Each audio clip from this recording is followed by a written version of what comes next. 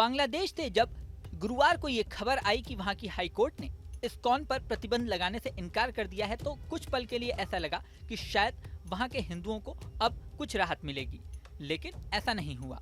शुक्रवार को ही वहां के कट्टरपंथियों ने इस्कॉन के खिलाफ प्रदर्शन शुरू कर दिया। गुरुवार को भी कई एक्सपर्ट ने ये राय जाहिर की थी। बेशक वहां की हाई कोर्ट ने इस्कॉन पर प्रतिबंध लगाने से इनकार कर दिया है, लेकिन अब प्रशासनिक तरीके से कार्रवाई करके हिंदुओं और बाकी अल्पसंख्यकों को टारगेट किया जा सकता है। अब ऐसे ही हालात बनते हुए दिखाई दे रहे हैं, लेकिन दूसरी ओर भारत भी अब एक्शन मोड में आ गया है। भारत के विदेश मंत्री एस जयशंकर ने प्रधानमंत्री नरेंद्र मोदी से गुरुवार की रात में मुलाकात की थी और दावा किया जा रहा है कि इस बैठक में बांग्लादेश के हिंदुओं को लेकर विशेष चर्चा हुई।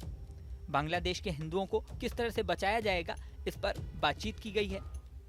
हालांकि मीटिंग के बारे में ज्यादा डिटेल सामने नहीं आई है, लेकिन कयासों का दौर शुरू हो चुका है। इसके बाद शुक्रवार को भी संसद में एक सवाल में विदेश मंत्री एस जयशंकर ने बांग्लादेश के हिंदुओं के बारे में लिखित में जवाब भी दिया।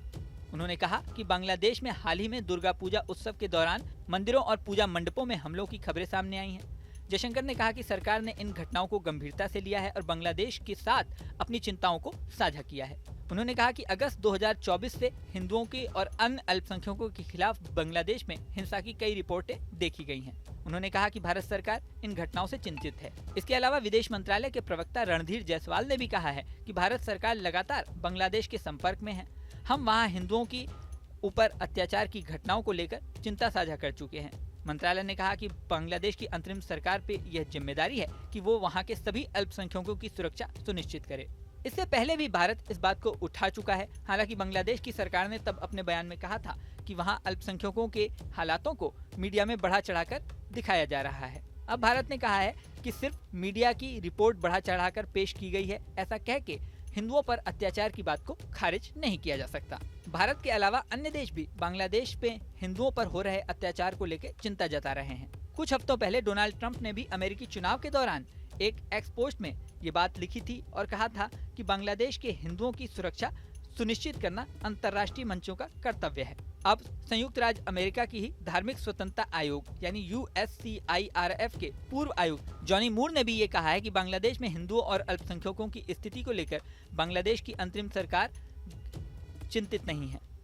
उन्होंने बांग्लादेश की अंतरिम सरकार की आलोचना की है। उन्होंने कहा है कि बांग्लादेश में इस समय कोई भी ऐसा अल्पसंख्यक नहीं है जो खतरा महसूस न कर रहा हो। ये मोहम्मद यूनिस सरकार की विफलता है।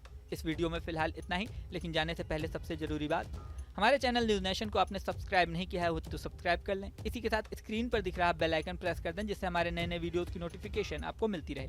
मिलते हैं नेक्स्ट वीडियो में, बने रहें न्यूज नेशन के साथ। न्यूज नेशन अब व्हाट्सएप पर खबरों की ताजा अपडेट के लिए न्यूज नेशन के इस QR कोड को स्कैन करें।